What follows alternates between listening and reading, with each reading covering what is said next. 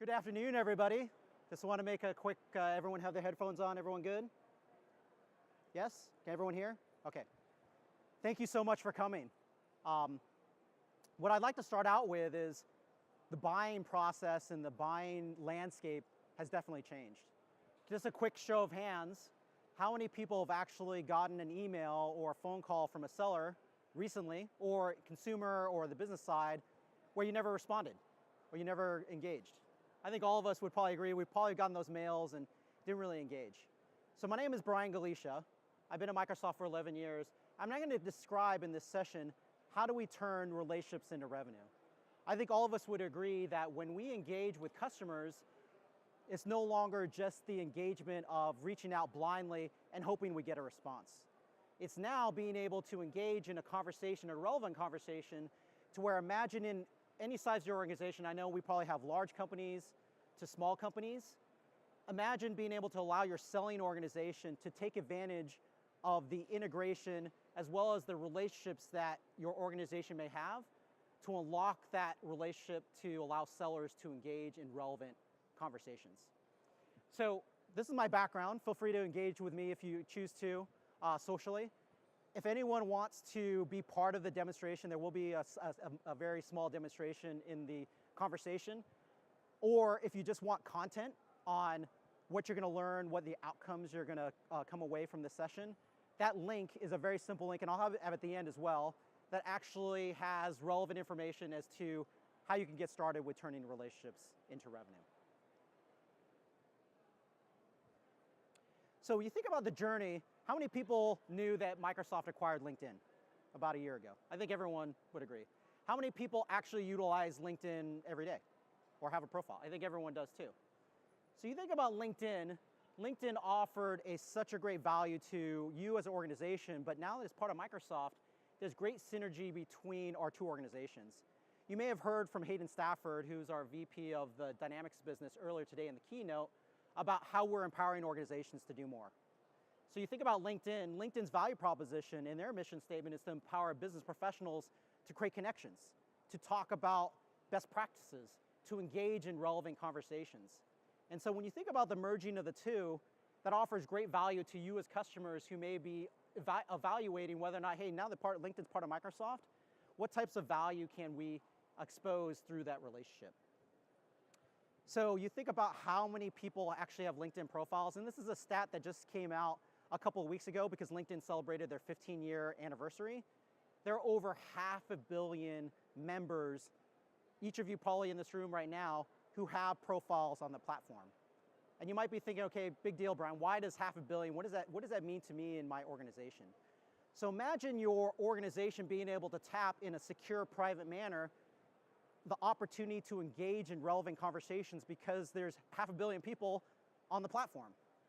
So you think about Microsoft, we want to provide the ability to utilize LinkedIn in many different avenues.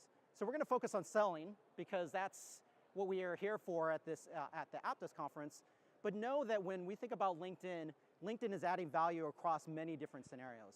So a good example, when you use Office, I'm assuming how many people use Outlook Office today? So imagine if I sent you an email and being able to look at my LinkedIn profile without having to leave the Office experience. That's now realized just with the integration that we have between LinkedIn and Office. It doesn't cost anything. We are just adding that value because we realize as users, you want to stay in context to the record that you're engaging on. And so our point of view is we don't want to have users jump around from application to application. As Hayden described, we want to democratize that data so it's showing relevant information as to when that user is going to engage with it. Another example is that for anyone who may be looking for talent or trying to identify talent, LinkedIn's revenue model is 60% of their revenue comes from looking for people to join an organization. And so we're taking LinkedIn and that value proposition, embedding that within our business process. So imagine the challenge, if you think about when the last time, if you're a manager, when you hired someone, or you went through an interview process. The challenge of even scheduling people in an organization to know who should be part of the interview committee. A lot of that's unlocked because you think about the use of Office and you think about people's schedules. What if you can unlock that power of Office and productivity and then tie that with the LinkedIn process? Those are just a couple of examples that we're doing with LinkedIn. So when we focus today in this conversation, how do we take LinkedIn Sales Navigator and tie that to a seller to be able to have relevant conversations, as well as warm introductions to customers that each of you may be trying to empower your own sellers in your organization. So these stats shouldn't surprise you. As I mentioned, when you think about the landscape, the buying landscape, when buyers make a buying decision, no one wants to be sold to. I think all of us would agree as consumers, when we get an email from someone we don't know, we typically don't respond to it. It goes into the trash folder, it goes into spam, or you do unsubscribe. The idea is that most people want to buy something, but they want to buy it from someone that is actually engaging in value back to them. So how do you create that value exchange? Or how do you create a broker of engagement so you can leverage LinkedIn to take the power of the relationship and pull that into the hands of the seller? So you would think about, what are the 3 tools in your organizations that your sellers use every day? There's probably things like time and expense. There's probably things like, how do I get paid? Like, I'm a seller. I want to know, am I hitting my quota? When am I going to get paid on a quarterly basis? Outside of those things, I would argue that there are 3 things that sellers typically go and use every day to be productive in having customer conversations. One would be a business application, and as Hayden described earlier today, Microsoft actually has a business application. Not that you have to use it, but just the idea of we offer that capability to a customer. 2 is probably everyone raise their hand, they use some form of email, calendaring, productivity to collaborate and share content. And 3, if you have business-to-business customers in the audience, what's the first tool that people utilize when they want to establish a relationship with someone? It's LinkedIn. So when you think about how do you take all those disparate engagements across business application, across your office productivity, and across social, Microsoft is the one company that can do it because we actually own all 3 assets now. And so when you take all the information together and you add AI, machine learning, and Apttus being a great partner of Microsoft, imagine the power that you can unlock when you engage in a customer conversation to go from someone who's a lead to create an opportunity, to generate a quote, to then servicing a contract. All those things come nicely together between Microsoft and LinkedIn to create this great end-to-end experience. So when you think about the outcomes, depending on if we have IT people in the room or business leaders in the room, I always say that the thing that you should be thinking about when you think about an end-to-end scenario is what outcome are you going to drive to your users?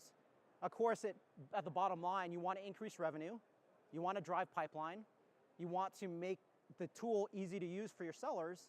So when you think about outcomes, these are some common ones that we see all the time when people think about a Microsoft solution. So how many people have gotten into a scenario in your buying process where, let's say you have 2,000 employees. Wouldn't it be great if one of those employees knew that someone else knew that person to create a warm introduction? Those are the types of things that we unlock by pulling in LinkedIn into a Microsoft dialogue. Another one is, as a seller, how often do we go into a conversation, we think the opportunity is going well, and then your champion leaves the company? How do you get those notifications so that as the sales leader or as the seller, you get notifications or updates that things are happening to know exactly how to engage the right way and to drive the conversation to the next step? Another one is, what if you have an upcoming meeting with a buyer? How do you quickly identify who's going to be in that audience and understand the relationships of how do you know that person? What background do they have that may be relevant to creating that dialogue? Those are all the types of things that, again, that we can empower each of you to engage in that type of actionable outcome for your sellers. So when you think about revenue outcomes, because we're all here, we're all sellers potentially, or we're all people that care about growing your company's business.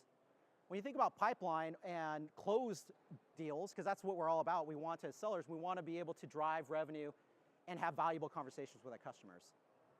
What if we can increase your revenue closure rate by 5%? How we do that is, this is a study that was done by LinkedIn, tied to not just Microsoft, but tied to our competitors as well, to show what happens when you enable an organization to take advantage of utilizing LinkedIn and you tie that to their business application. Another is, People ask all the time, okay, great, I want higher close rates, but how do I increase my deal size? How do I create more pipeline? These are the types of outcomes that we can drive to help an organization succeed in this new buying digital landscape. So, you might be saying, okay, Brian, great, that was a high-level introduction. Now let me show you how that can work, and I'll show you from a point of view of how we use it at Microsoft. How do we, as sellers, utilize our own solution to create engaging conversations with customers? So for the people in the back, if you can switch over to my other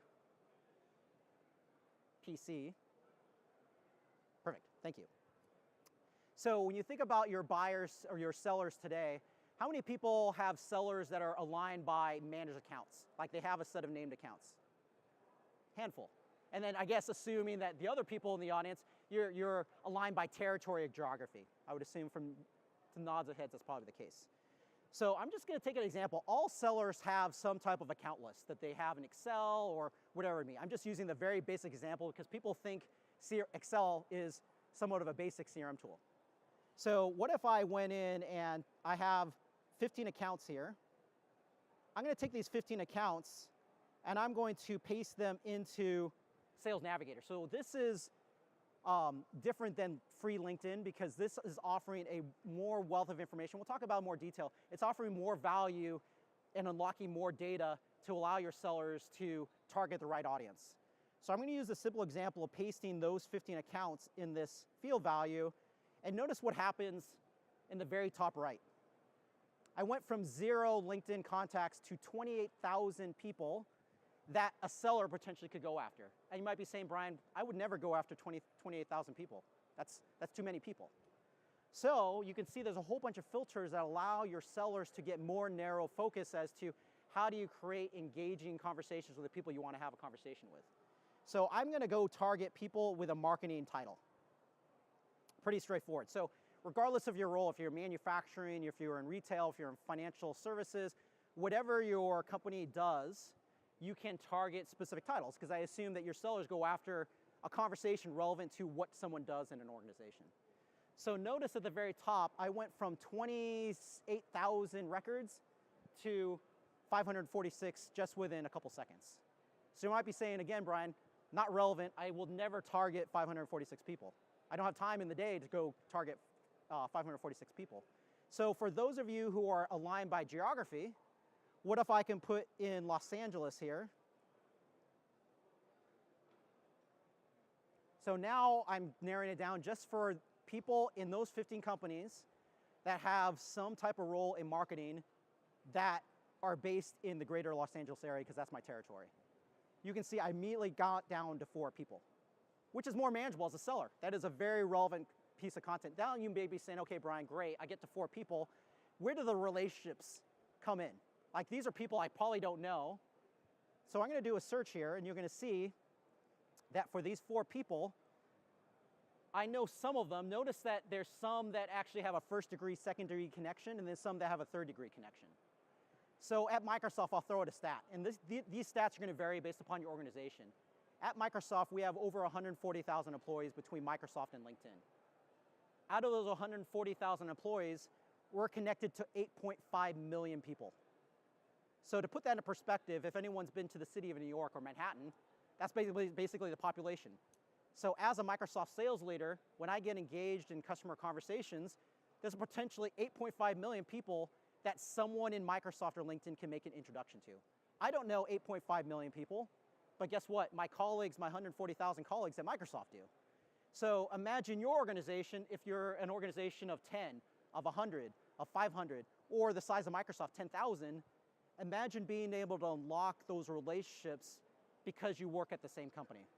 So we do that in a secure, private manner, so people opt into doing that. But if they opt into doing that, you allow your sellers access to connections that those people would not have been able to know unless they connected with them proactively. So imagine being able to take your marketing organization, your support organization, your executive team, people that probably aren't necessarily engaged in day-to-day sales activities, but may be connected with people that your sellers want to have a conversation with. So at the very high level, I'm gonna point out to using Ashley here, because she's my demo person. You can see here, I have a 2nd degree connection here. Part of it is she works at a Microsoft partner, so we have a lot of common connections, but let's just assume that she didn't know a lot of common connections I have. TeamLink, as I mentioned, unlocks that power where the Microsoft organization connected to 8.5 million people. I potentially could take advantage of that relationship to then reach out to a number of different people in this conversation to then make an introduction. You can see Aaron Lee right there. Secondary connection. I don't know Aaron, but I do know that Aaron and Matthew Anderson, they both work at Microsoft or LinkedIn, that I could reach out to them via email, an in-mail, whatever it may be, to create that warm introduction, to say, hey, Aaron or Matthew, if you know Ashley well, could you make that warm introduction? And you can, studies have shown that people, when you create a warm introduction, they're more likely to engage in a conversation because there's a warm relationship there versus a seller randomly reaching out with an email saying, I'd like to have a conversation about whatever, and turning that around to your experience. What happens when you get an email from someone you don't know or a reach out you don't know? You ignore it. So those are the types of things that we expose. So you might be saying, okay, Brian, great. Once I get the warm introduction, what happens? So you can imagine what ends up happening all the time, we get emails. So let's say that warm introduction created an opportunity to create a engagement or relationship. As sellers, what do we want to have happen? When I go into my email, what do I typically, or the sales leadership or the executive team, what do they want? They want to know who's had conversations at that organization. Or as a seller, I want to know when I look at this email, please pull out information outside of my CRM tool to tell me when was the last action, what type of engagement have I had with this person. So very simply, this email that I got from Ashley where I see the detail, all I did was, and I had this up so you didn't have to wait for a few seconds to have it open up. All I did was, as a seller, I clicked on the email, I read it like I normally would, I click on a button that says pull in information from our business application, in this case Dynamics, and show me relevant information about the conversation. Notice that I never left the email. I stayed in context to the record. And so you think about some of these scenarios, this is what makes Microsoft different than what you may be using out in the audience, because we own all the assets. We're thinking about these end-to-end scenarios so that the user, when they're going through the user experience, everyone's familiar with Outlook for the most part. We want them to get exposed to the relevant information out of your business application because they're in that experience. Now you might be saying, okay, Brian, great. I can't do all this type of conversation in Outlook. I need more relevant information because there's so much information that could be exposed here. I can't just take the real estate in Outlook to consume that. So let me go back into my CRM here. So if I was to pull up the record in our business application, now I get more relevant information that's more broad, because now I am in the experience where I want to actively consume information in my business application. So besides the normal things that people track, you track contacts, you track emails, you track activities, you track media requests. As someone's navigating this record, and of course this is a lead for a reason, because I'm still trying to create a conversation with this person. So what if I could take this conversation and now expose relevant LinkedIn information without having me leave the experience? So you can see in the screen, I'm tracking all this information, but I can go to an area inside the application to pull out relevant information from LinkedIn, such as, how am I related to this person? Is there something that she recently posted in the social world that I could actually engage in a conversation? Or just know that he or she posted it, and when I do have a conversation, I can make reference to it because there's value of what they're doing that my company could add value on top of that. So the other things that I can get exposed here, again, get more details as to who can make an introduction to Ashley. So of course, we have a lot of common connections here. Let me scroll over, get to a point. See how it hovered over and it went to TeamLink? Again, I don't know Sally, but I do know that Sally works at Microsoft and LinkedIn. I can reach out to her and create that introduction. And then finally, when you think about buying decisions, and I'm sure it varies in your organization, when someone buys something from your organization, how many people just have one person make a decision? And probably no one raises their hand. It's multiple people. LinkedIn actually has a study that says there's 7 or more people that get engaged in the buying decision process. So if that's the case, as a seller, how do I identify who else is part of the buying decision? So LinkedIn has a lot of great machine learning and artificial intelligence to mine Ashley's background and see who else is she connected to that potentially could be engaged in the conversation. So Hannah, Jason, etc. As I scroll over, they're going to be people that appear here because LinkedIn is looking at her title, her profile, her LinkedIn relationships, and trying to determine, is there some type of relationship that this person has to other people in their organization? So no longer do sellers have to leave a discovery call and say, hey, Mr. Customer, who should, when you always try to do a call to action for next steps, it's no longer who should be part of that conversation. It's now a more intelligent, oh, Ashley, I think this was a great conversation. Do you think Bhavesh or Martin should be part of it? The transformation of Microsoft has been so dramatic because now customers realize, wow, you actually are taking the time to better understand my organization. And if there is a trade of value there, I actually can reach out and make those types of engagements. And then on the flip side, let's say Ashley, maybe she's not the right contact. So how do I look at the overall company organization to understand who are other people I should engage with? So the news or connections or recommendations, it gives the seller an opportunity to get other relevant insights, not on the person per se, but now at the company level to understand who else should I be trying to target to generate a conversation. So now let me fast forward. Let's just say, hey, we're driving the conversation, we're creating relevant information to this person. Now you might be thinking, okay, what happens when we share information with a customer? As sellers, we want to know if I sent Jason an email, once he interacted with it, I'd want to know what did he look at, when did he look at it, and if he forwarded it around to other people in the organization, who are the other people maybe as part of that buying committee? So Point Drive within LinkedIn offers that capability, whereas a seller can create a very personalized experience for an organization. They can put PowerPoints, videos, content that's whatever relevant to your organization and allows you to then see the interactions. So someone who clicks on the link can then see the interactions of how they engage in that content. So I'll just show you a quick example. Let's see if anyone actually looked at it. So this Point Drive is set up for the event, Turning Relations into Revenue, Apttus Accelerate. If I look at this content here, that's okay, no one looked at it. But Apttus, these are the people that, as we were prepping for the conversation, here are the people that started to consume and look at the information. So when I look at this, I can then, of course, engage in a conversation with Sales Navigator, but then I could also look at the activity and see how much time did they spend on the content. So when we're taking all this information can then be fed back into our business application to then engage in relevant conversations with customers. Okay, so for the back, people in the for the people in the back, if you can switch back to the presentation here, great, thank you. So how have we done this with other organizations? So some of you may be familiar with Infosys, their professional services organization. I just want to point you out to a couple stats. Imagine being able to achieve a 30% higher win rate by leveraging this type of solution. Imagine being able to close 31% more deals because you're allowing your sellers to leverage social, leverage a business application, and leverage productivity to make your sellers more productive and more engaging.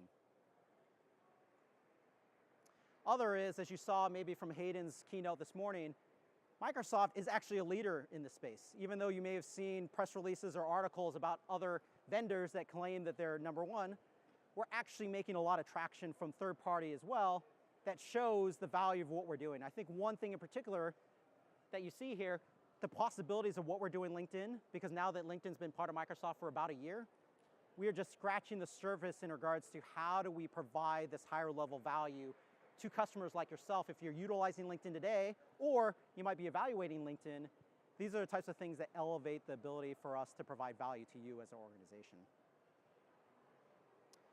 So, that being said, I know that everyone's wearing headphones. We can't really take questions, but I will talk about call to action. And I will say too, that I'll be here afterwards if anyone has questions after the fact.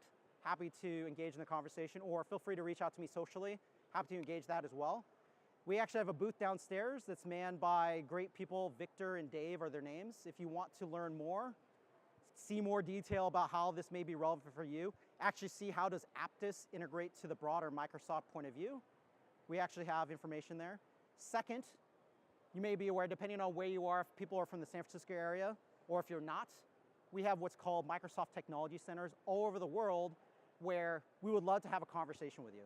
We'd love to better understand your challenges, your needs, and then provide a relevant point of view as to how can Microsoft add value to your organization. Another would be just schedule a follow-up with our teams. And I put, again, the URL site there where you can see if you like the presentation or want to share that with someone. The presentation deck is on that website, as well as pointers to relevant, useful websites to give you, again, more details about the offering. So you've been a great audience. Enjoy the rest of the Apttus week, and I'll give you about 4 minutes left of your time, and I'm here to take any questions. Right. Thank you.